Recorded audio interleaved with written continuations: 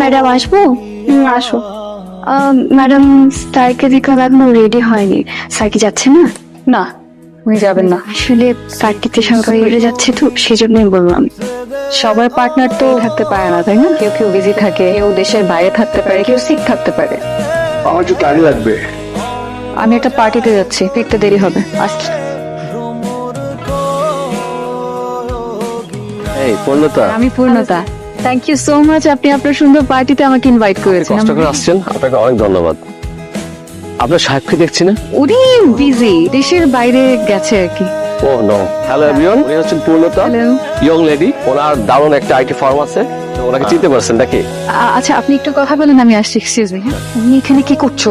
কেমন, এটা আমার পার্টি, প্লিজ আমাকে তো করো না এদের মাঝখানে। কি পড়ে এসেছো, মানে অবস্থায় এ ধরনের পার্টি? এটা দেখো আমার বিজনেসের জায়গা, প্লিজ তুমি এখন চলে যাও।